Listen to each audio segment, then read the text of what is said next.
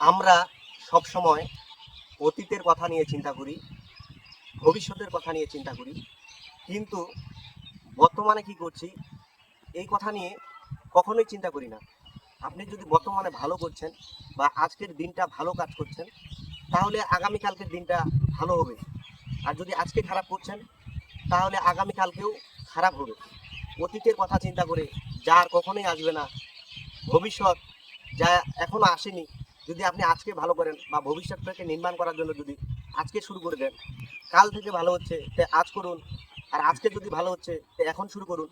তাহলে অতীতকে নিয়ে নয়, ভবিষ্যৎকে নিয়ে নয়, বর্তমান কি করছেন সেটা নিয়ে চিন্তা করুন। আজকে যদি ভালো কাজ করেন, তাহলে আগামীকাল আগত ভবিষ্যৎ আপনার ভালো হবে। আপনার জীবন মঙ্গলময় হোক, শান্তিময় হোক, সুখময় হোক, এই প্রত্যাশা করছি।